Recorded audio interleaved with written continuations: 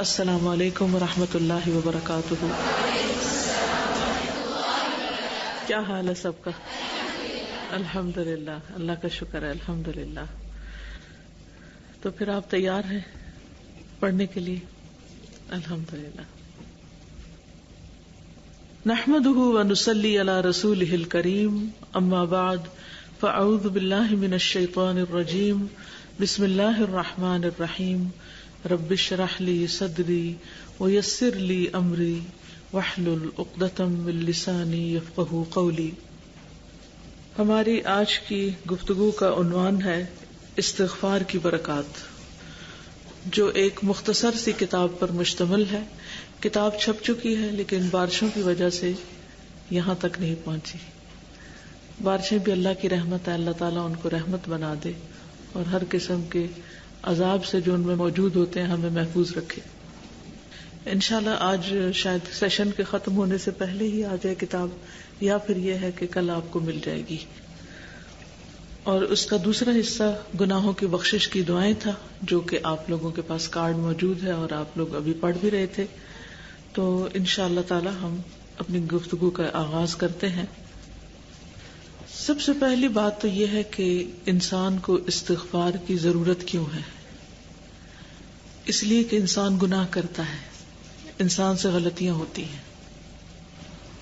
ہم سب کے باپ آدم علیہ السلام جو تھے ان سے غلطی ہوئی اور انہوں نے اللہ سبحانہ وتعالیٰ سے معافی مانگ لی اور اللہ تعالیٰ نے ان کو چن لیا. یہ ایک بہت بڑی مثال ہے اس بات کی کہ انسان ہونے کے ناطے ہم سے غلطی تو ہوگی، لیکن اگر ہم اس غلطی سے توبہ کر لیں، اللہ تعالیٰ سے معافی مانگ لیں، گناہ سے پلٹ آئیں، اس گناہ کو چھوڑ دیں، تو ہمارے لیے پہلے کی طرح یا پہلے سے بھی بڑھ کر اللہ تعالیٰ کی رحمتیں ہوں گی. ہم میں سے کوئی بھی ایسا نہیں کہ جو اللہ کی رحمت سے محروم رہنا چاہتا ہو. ہم سب چاہتے ہیں کہ ہم پر دنیا اور آخرت کی رحمتیں اور برکتیں نازل ہوتی رہیں. تو یہ گناہوں کے ساتھ ممکن نہیں. کچھ گناہ ہم سے جان بوجھ کر ہوتے ہیں، کچھ ہم سے بھول چوک سے ہوتے ہیں. انسان ہونے کے ناطے ہم پھسل جاتے ہیں، کمزور ہیں، کیونکہ قرآن مجید میں آتا ہے وَخُلِقَ الْإِنسَانُ ضَعِيفًا، انسان کمزور پیدا کیا گیا ہے. تو ہماری بہت سی ویکنیسز ہوتی ہیں، ہماری خواہشات ہوتی ہیں، ہمارے اندر مختلف طرح کے جذبات ہوتے ہیں جن میں ہم بعض اوقات اندھا ہو کر غلط کام کر بیٹھتے ہیں. اور بعد میں جب ہمیں ہوش آتا ہے، جذبات کا طوفان تھمتا ہے، تو ہمیں شرمندگی بھی ہوتی ہے، ندامت بھی ہوتی ہے. ایسے موقع پر شیطان انسان کو مایوس کرتا ہے اور وہ کہتا ہے کہ تم سے اب غلطی ہو گئی، تمہاری معافی نہیں ہونی، اب تم اور غلطیاں کر لو اور گناہ کر لو اور ساری زندگی تم گناہوں کے مزے لیتے رہو، اور جب موت آئے گی تو پھر دیکھا جائے گا. اب تمہاری آخرت تو خراب ہو ہی چکی ہے، سزا تو ملنی ہی ہے، اس لیے کیا فرق پڑتا ہے اگر تم دنیا میں کچھ اور گناہ نہ کرو. تو اس طرح انسان کو شیطان گناہ پر گناہ کروانے پر مجبور کرتا ہے، پھسلاتا ہے، اکساتا ہے، اور انسان پھر گناہوں کی دلدل میں دھنستا چلا جاتا ہے. لیکن یہ راستہ بڑا خطرناک ہے، کیونکہ اس پر انسان جس گندگی میں جا ڈوبتا ہے وہاں سے پھر وہ کبھی بھی نہیں نکل سکتا. تو پھسلنے کا حل کیا ہے کہ انسان سنبھل جائے اور فوراً پلٹ آئے، فوراً اللہ تعالیٰ کی طرف رجوع کرے، معافی مانگ لے اور اپنے رب کو راضی کر لے. اس سے پہلے ہم نے ایک کورس کیا تھا دوائے شافی کا. آپ میں سے اکثر لوگوں نے کتاب پڑھی ہوگی. کتنے لوگوں نے کتاب پڑھی ہوئی ہے؟ اچھا ماشاءاللہ، تقریباً آدھے لوگوں نے نہیں پڑھی. کتاب آپ کے پاس موجود ہے جی. اسی کتاب میں گناہوں سے متعلق بہت سی چیزیں لکھی ہوئی ہیں. ان میں سے انشاءاللہ کچھ میں آپ کے ساتھ شیئر کروں گی تاکہ ہمیں استغفار کا فائدہ سمجھ میں آئے کہ استغفار کرنا کیوں ضروری ہے. اس کتاب کا پیج نمبر 110، یہ گھر جا کے آپ نے پڑھنا ہے. اور نہ صرف یہ کہ یہ پڑھنا ہے بلکہ اس کے علاوہ بھی آگے جو گناہوں کے اثرات اور نقصانات بتائے گئے ہیں وہ بھی آج آپ جا کر گھر میں پڑھیں گے، تاکہ آپ سچے دل سے استغفار کریں. استغفار محض الفاظ نہ ہو، محض ایک روایت نہ ہو، کہ بس ہم استغفر اللہ استغفر اللہ استغفر اللہ کہہ رہے ہیں، ہم کہتے ہیں یا اللہ تو ہمیں معاف کر دے، بلکہ جب ہمیں یہ پتا ہوگا کہ گناہ کا نقصان کتنا بڑا ہے، گناہ کی ہلاکت کتنی بڑی ہے، تو پھر ہم واقعی پوری دلچسپی، پورے شوق، پورے جذبے اور جوش کے ساتھ استغفار کریں گے اور ہم کرتے چلے جائیں گے، اس میں رکیں گے نہیں. تو یہ بہت ضروری ہے. ہم جب تک گناہوں کے نقصان نہیں جانیں گے اس وقت تک سچی استغفار، سچی توبہ، سچی بخشش نہیں مانگ سکیں گے. تو آئیے اس کتاب کے چند پیراگراف پڑھ کے دیکھتے ہیں کہ گناہوں کے نقصان کیا ہوتے ہیں.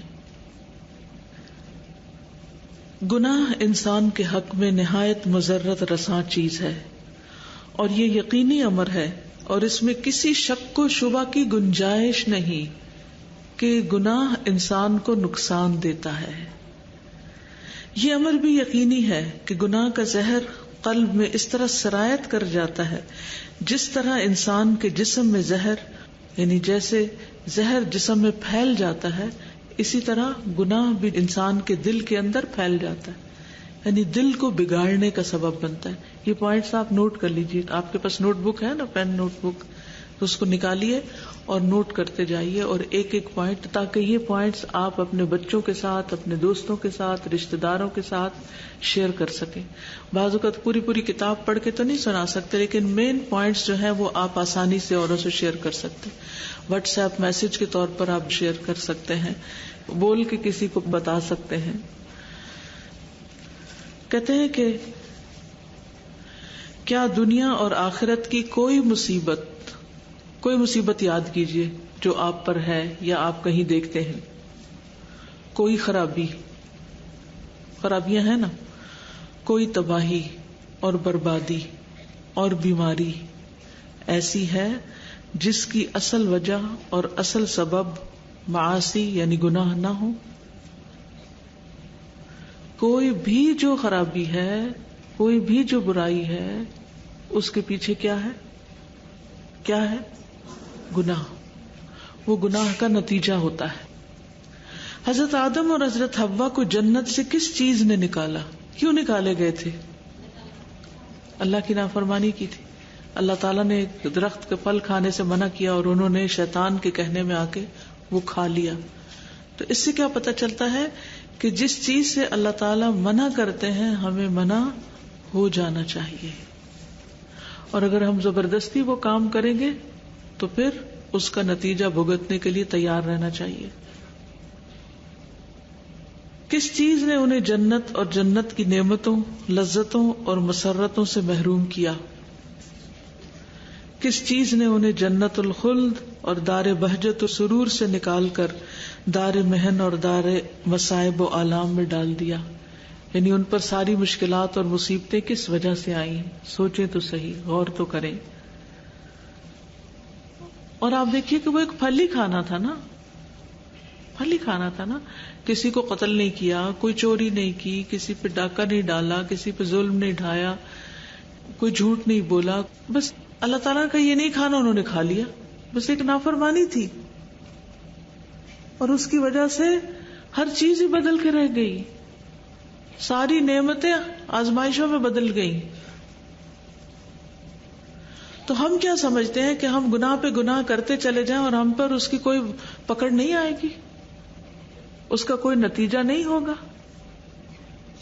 یہ شیطان نے ہمیں بہت بڑے دھوکے میں ڈال رکھا ہے، اور وہ کہتا ہے کہ کوئی بات نہیں، بس تھوڑا سا کر لو. سارے ہی تو کر رہے ہیں، سب کر رہے ہیں، فلاں بھی کر رہا ہے، اور اس کے کرنے سے کیا ہو گیا ان کا. ہمیں ظاہر تو کسی کی آزمائش اور پریشانی اور تکلیف نظر نہیں آتی، لیکن حقیقت میں تو اس شخص کو پتا ہوتا ہے جس پر کوئی آزمائش ہوتی ہے، جو کسی مصیبت سے گزر رہا ہوتا ہے. کس چیز نے انہیں دنیا کے قید خانے میں مقید کر دیا؟ پھر ہے ابلیس معلم الملکوت تھا، فرشتوں کا بھی استاد تھا. اسے ملکوت سماوات سے کس چیز نے ملعون، مطرود، مردود بنا دیا؟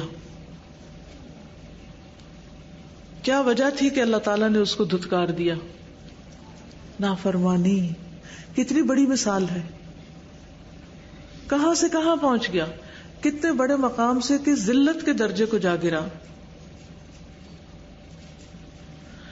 کس چیز نے اس کا ظاہر و باطن ایسا مسخ کر دیا کہ اس کی بدترین صورت کے برابر کوئی صورت نہ رہی، اس کے بدترین باطن کے برابر کوئی باطن نہ رہا. یعنی ظاہر بھی بگڑ گیا، باطن بھی اس کا بگڑ گیا نافرمانی کی وجہ سے. پوری شخصیت تبدیل ہو کر رہ گئی. تو بعض اوقات کوئی گناہ انسان کے چہرے کا نور بھی چھین لیتا ہے، اس کے اخلاق کے اوپر بھی اثر انداز ہوتا ہے اور اس کے کردار کو بھی مسخ کر کے رکھ دیتا ہے. یہ کوئی معمولی چیز نہیں ہوتی. ایک وقت تھا وہ مقربین بارگاہ الہی میں بلند درجہ رکھتا تھا، لیکن سرکشی کی وجہ سے وہ سب سے بڑا ملعون اور مردود بارگاہ بن کر رہ گیا. رحمت لعنت سے تبدیل ہو گئی، رحمت لعنت سے تبدیل ہو گئی، خوبصورتی بدصورتی میں بدل گئی. وہ جنت کے بدلے شعلہ فگن آگ کا ایندھن بن کے رہ گیا. اس کا ایمان کفر میں تبدیل ہو گیا. یعنی جو نافرمانی تھی اس نے اس کا ایمان بھی چھین لیا، ایمان بھی جاتا رہا. خدائے حمید کا دوست تھا، اس کا سب سے بڑا دشمن بن کے رہ گیا. وہ جو تسبیح اور تقدیس اور تکبیر اور تحلیل کے نعرے لگاتا تھا، اب وہ کفر اور شرک، کذب اور دروغ، فحش، یاوہ گوئی کا دل دادا ہے. سارے کام بھی تبدیل ہو گئے. اس کا لباس ایمان لباس کفر، لباس فسق و فجور، لباس عصیاں سے تبدیل کر دیا گیا. وہ نہایت درجہ ذلیل و خوار ہوا، رحمت الہی کی بلندیوں سے تحت الثری میں جا گرا. پروردگار عالم کا قہر و غضب اس پر ایسا ٹوٹا کہ وہ فجار، فساق، بدکار، جرائم پیشہ لوگوں کا سب سے بڑا سرغنہ بن کے رہ گیا. کہاں وہ عبادات اور اطاعت میں سب سے آگے آگے تھا، فرشتوں کی سیادت و قیادت کرتا، اب وہ ساری مخلوق سے بدتر اور سب سے بڑا منکر و کافر بن گیا. تو کبھی یہ نہ سوچیں کہ ہم تو نیک لوگ ہیں، قرآن پڑھتے پڑھاتے ہیں، اس لیے اگر ہم نے کوئی غلطی کر لی تو اللہ تعالیٰ ہمیں تو معاف ہی کر دے گا، کیونکہ ہم تو چنے ہوئے لوگ ہیں. چنے ہوئے لوگ جب غلط کام کرتے ہیں تو ان کی پکڑ اور بھی زیادہ ہو جاتی. تو اس لیے اس بھول میں، اس دھوکے میں نہ رہیے کبھی کہ ہم تو بڑے نیک کام کر رہے ہیں، اس لیے ایک دو غلط بھی ہو گئے تو کیا فرق پڑتا ہے. اپنی طرف سے پوری کوشش کرنی ہے کہ ہر غلطی سے بچیں، لیکن پھر بھی اگر ہو جاتی ہے تو اس پر اصرار نہیں کرنا، اس پر جمے نہیں رہنا، اس سے پلٹ آنا ہے. اے اللہ، تیری نافرمانی سے تیری پناہ چاہتا ہوں. وہ کون سی چیز تھی جس نے ساری زمین کے بسنے والوں کو پانی کے ایسے طوفان میں غرق کر دیا جس نے پہاڑوں کی چوٹیوں پر رہنے والوں کو بھی نہ چھوڑا. طوفان نوح. وہ قوم کیوں ڈوبی تھی؟ کیا وجہ تھی؟ دنیا میں سیلاب آیا تھا نا ایک، جس نے ہر چیز کو ڈبو دیا تھا. کیوں آیا تھا؟ بنیادی طور پر تو اللہ کی نافرمانی ہی تھی. اللہ کی نافرمانی بنیادی وجہ تھی. قوم عاد پر باد سرسر مسلط کر دی گئی. یہ لوگ مر کھپ گئے، زمین پر ایسے مرے پڑے ہیں گویا درخت زمین پر گرے پڑے. یہ ہوا ایسی چلی جہاں سے گزری، شہروں، آبادیوں، باغوں، کھیتوں، چوپایوں، جانوروں کو تباہ و برباد کرتی چلی گئی. ایسی قیامت برپا کر دی کہ دنیا کی قوموں کے لیے عبرت کا سامان چھوڑ دی. اتنی ترقی یافتہ قوم التی لم یخلق مثلها فی البلاد، جن کی طرح کے لوگ دنیا میں پیدا ہی نہیں کیے گئے تھے، ان کے ساتھ یہ کیوں ہوا؟ اللہ کی نافرمانی کی وجہ سے ان کی یہ شامت آئی.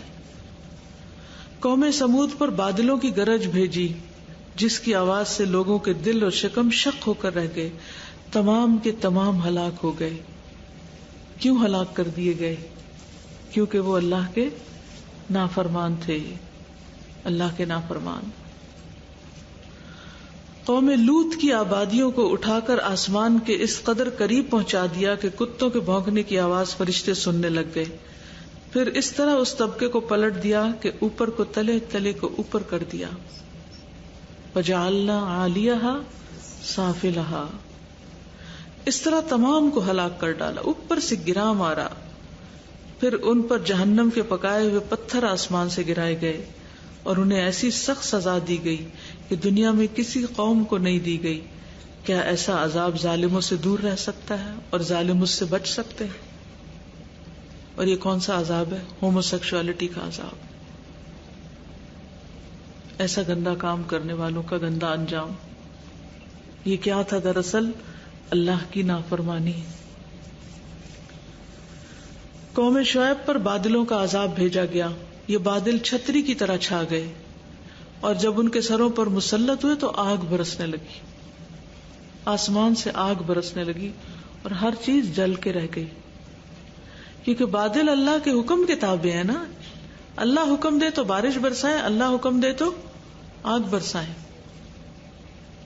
یہ انجام کیوں ہوا؟ اللہ کی نافرمانی کی وجہ سے. کیا گناہ تھا ان کا؟ ناپ تول میں کمی کرتے تھے، ڈنڈی مارتے تھے.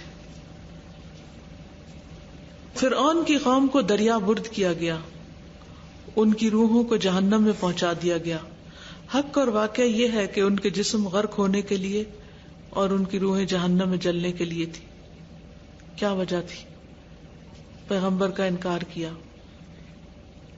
قارون کے گھر، اس کے مال اور اس کے اہل و عیال کو زمین میں دھنسا دیا گیا. اسی طرح بے شمار قومیں دنیا میں آئیں جن کا ذکر اللہ سبحانہ وتعالیٰ نے یہاں نہیں کیا، یعنی قرآن مجید میں ذکر بھی نہیں کیا. ان کا نام تک کوئی نہیں جانتا، یعنی تاریخ میں کسی کو ان کا کچھ پتا نہیں. وہ ایسے مٹے، ایسے برباد ہوئے. لیکن وجہ سب کو معلوم ہے، اور وہ کیا ہے؟ اللہ کی نافرمانی. تو ان ساری باتوں سے ہمارے سیکھنے کا سبق کیا ہے؟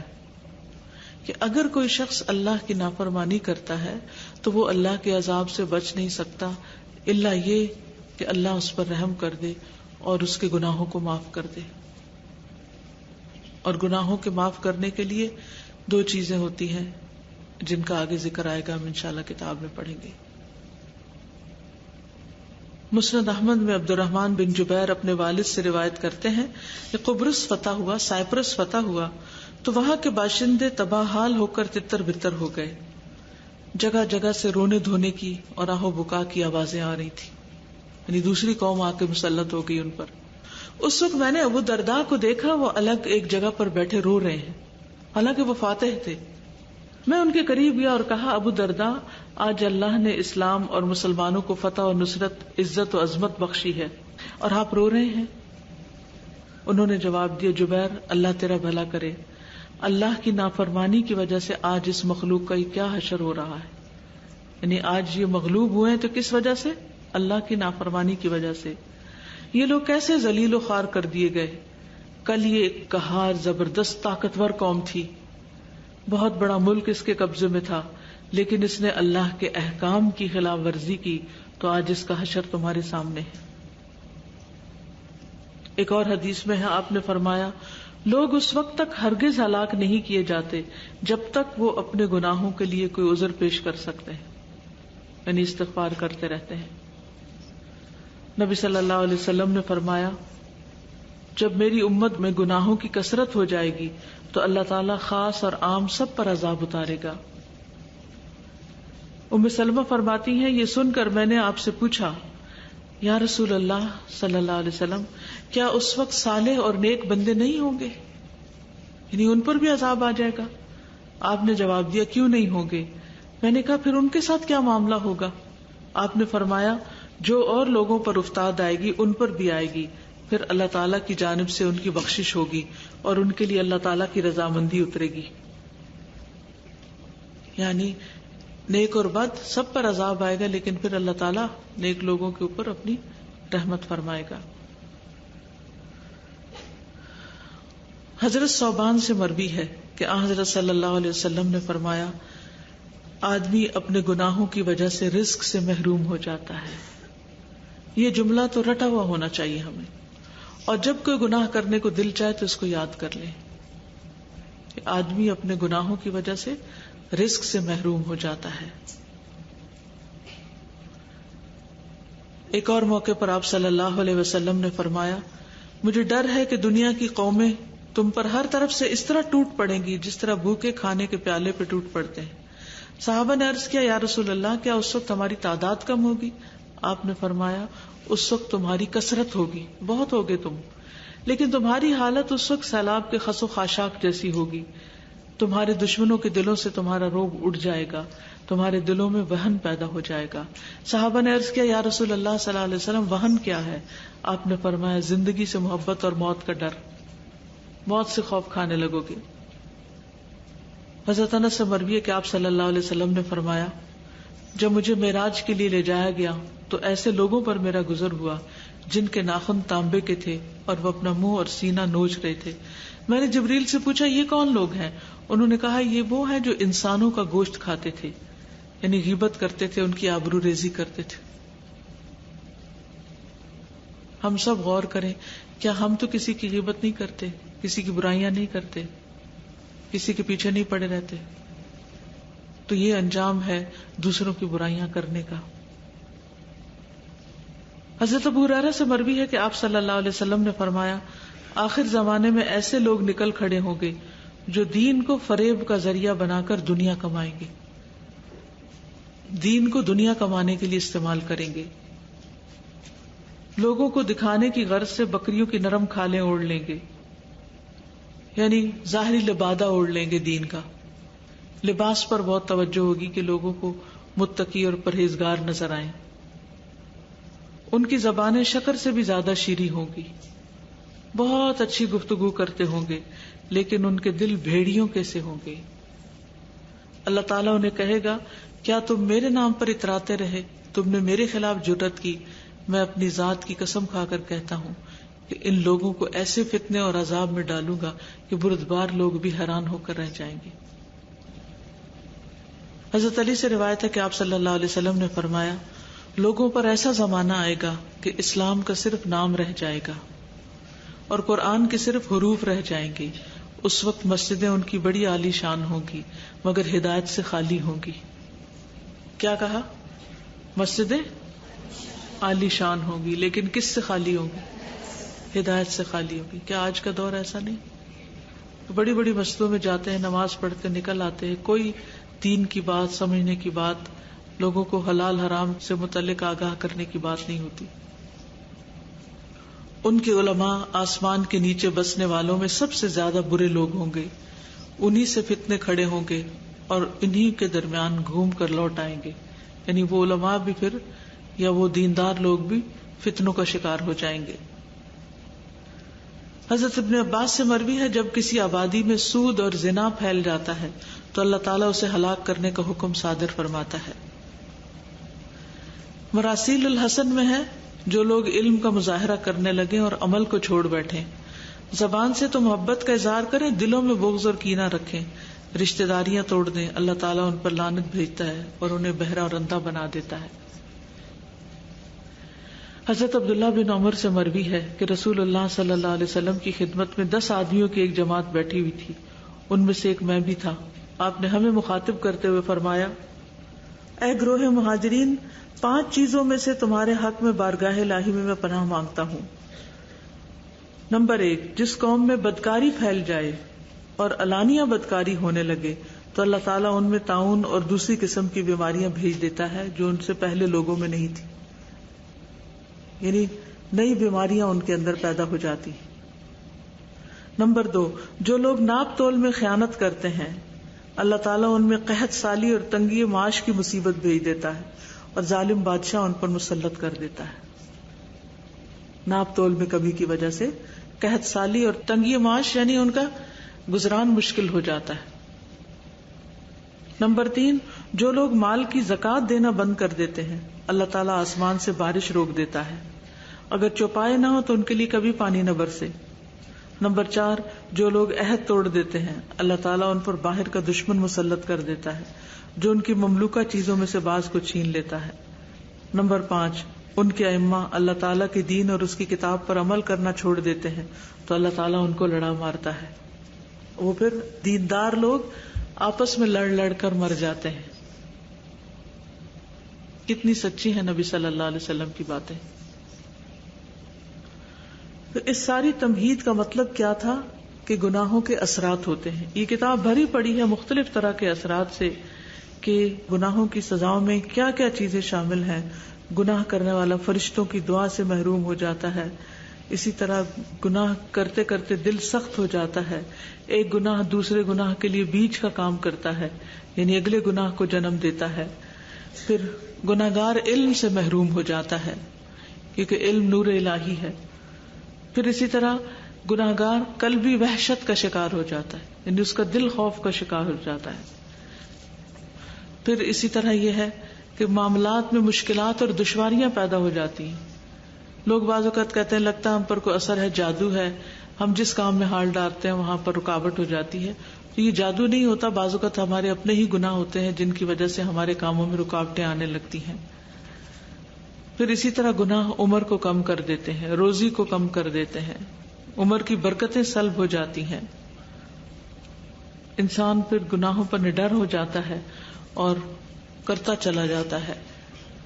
پھر توبہ کا ارادہ کمزور کر دیتے ہیں، یعنی انسان کہتا ہے اب اتنے گناہ ہو گئے، اب توبہ کیا کرنی، اب تو سزا ہی ملے گی.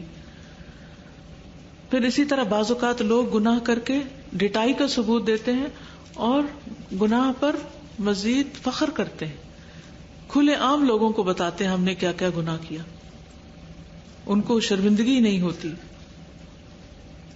پھر گناہوں کی نحوست بے گناہ انسانوں کو ہی نہیں جانوروں تک کو تباہ و برباد کر دیتی ہے. ابو ہریرہ کہتے ہیں کہ ظالم کے ظلم کی وجہ سے چڑیاں اپنے گھونسلوں میں مر جاتی ہیں. مجاہد کا قول ہے کہ قحط سالی میں جانور چوپائے ظالم انسانوں پر لعنت بھیجتے ہیں کہ ان کی وجہ سے برسات رک گئی. اکرمہ فرماتے ہیں کہ زمین کے جانور، کیڑے مکوڑے، چھپکلیاں، بچھو تک چلا اٹھتے ہیں کہ بنی آدم کے گناہوں کی وجہ سے ہم پر برسات رک گئی، یعنی بارش نہیں برستی. گناہ جو ہے انسان کو ذلیل و حقیر کر دیتے ہیں اللہ کی نگاہ میں اور بعض اوقات بندوں کی نگاہ میں بھی. گناہوں سے انسان کی عقل ماری جاتی ہے، دل پر مہر لگ جاتی ہے، انسان پر اللہ کی لعنت ہو جاتی ہے، اللہ کی رحمت سے محروم ہو جاتا ہے. طرح طرح کے عذاب نازل ہوتے ہیں، کبھی کسی شکل میں کبھی کسی شکل میں. دنیاوی آفات آتی ہیں، کھانا، پھل، مختلف طرح کی جو اشیاء ضرورت ہیں ان کے اندر خرابی واقع ہو جاتی ہے. گناہوں سے دلوں کی غیرت ختم ہو جاتی ہے، حیا ختم ہو جاتی ہے، کیونکہ حیا جو ہے وہ سراسر ایمان ہے. لیکن جب انسان غلط کام کرتا ہے تو اس کا حیا جو ہے وہ ختم ہو جاتا ہے اور پھر وہ اور زیادہ جرأت کرتا ہے، پھر اور آگے بڑھتا ہے. پھر انسان کے دل سے اللہ کی عظمت اور محبت ختم ہو جاتی ہے. یعنی جب آپ قرآن پڑھتے ہیں، دین پڑھتے ہیں تو آپ کے اندر اللہ کی محبت پیدا ہوتی ہے. لیکن کوئی گناہ ایسا کر بیٹھتے ہیں کہ محبت کی حلاوت ختم ہو جاتی ہے اور آپ کے دل کے اندر وحشت پیدا ہو جاتی ہے. پھر اسی طرح گناہ کی وجہ سے اللہ تعالیٰ انسان کو اس کے نفس کے حوالے کر دیتے ہیں. پھر انسان نیکیوں کے اجر و ثواب سے محروم ہو جاتا ہے، خیر و فلاح سے دور ہو جاتا ہے، نیکی کی مجلسوں سے دور ہو جاتا ہے، نیکی کے کام کرنا اس کو مشکل نظر آتے ہیں. انسان نیکی کے راستے پہ چلتا چلتا رک جاتا ہے، اللہ کے انعامات سے محروم ہو جاتا ہے. اور یہ جو بات ہے نا نیکی کا دروازہ بند ہونا، یہ بہت بڑی بات ہے. یعنی ایک انسان نیکی کے کئی کام کر رہا ہوتا ہے، اچانک کوئی ایسا گناہ کرتا ہے جس کی وجہ سے اس کا دل نیکی کے کام کرنے سے اچاٹ ہو جاتا ہے، پھر وہ ان کاموں کو اچھا نہیں سمجھ، اس کا پیشن ختم ہو جاتا ہے، اس کے مواقع ختم ہو جاتے ہیں، اس کے لیے وہ راستے اور دروازے بند ہو جاتے ہیں جو اللہ تعالیٰ نے اس کے لیے کھولے ہوتے ہیں، کیونکہ یہ اللہ تعالیٰ کی ناراضگی اور خفگی میں مبتلا ہو جاتا ہے. حضرت علی فرماتے ہیں جو مصیبت نازل ہوتی ہے گناہوں کی وجہ سے نازل ہوتی ہے، جو مصیبت دور ہوتی ہے توبہ کی وجہ سے دور ہوتی ہے. قرآن مجید میں اللہ تعالیٰ فرماتے ہیں وَمَا أَصَابَكُم مِّن مُّصِيبَةٍ فَبِمَا كَسَبَتْ أَيْدِيكُمْ وَيَعْفُو عَن كَثِيرٍ، اور تم پر جو مصیبت پڑتی ہے خود تمہارے اپنے کرتوتوں کی وجہ سے پڑتی ہے، اور بہت سی تو اللہ تعالیٰ معاف کر دیتا ہے. اور اللہ تعالیٰ کسی قوم کی نعمت کو تبدیل نہیں کرتا جب تک کہ وہ خود اپنے آپ کو نہ بدل ڈالیں، یعنی خود غلط کام نہ کریں. پھر اسی طرح یہ ہے کہ گناہوں کی وجہ سے دل کے اندر ایک خوف سا پیدا ہو جاتا ہے، اور انسان کا دل عبادت میں نہیں جمتا. دل کی صحت بگڑ جاتی ہے، بیمار ہو جاتا ہے، آہستہ آہستہ بیماری لا علاج ہو جاتی ہے، حتیٰ کہ کوئی بھی دوا اور خوراک اسے فائدہ نہیں دیتی. اس کا حل صرف یہی ہے کہ انسان گناہ چھوڑ دے. پھر انسان کی قلب کی بصارت ختم ہو جاتی ہے، انسان کا نفس ذلیل حقیر اور کمزور ہو جاتا ہے. پھر شیطان کا قیدی بن جاتا ہے انسان. شیطان اس کو کٹ پتلی کی طرح جدھر چاہتا ہے گھماتا ہے. انسان اللہ کی اطاعت کی بجائے شیطان کی اطاعت کرنے لگتا ہے.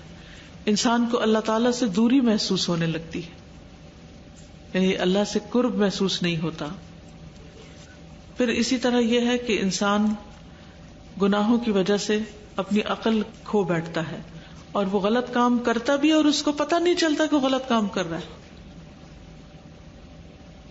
پھر اسی طرح اللہ تعالیٰ کے ساتھ رشتہ ٹوٹ جاتا ہے، یہ کمزور ترین ہو جاتا ہے. گناہوں کی ایک سزا یہ بھی ہے کہ عمر، رزق، علم اور عمل، اطاعت اور عبادت کی برکتیں چھن جاتی ہیں.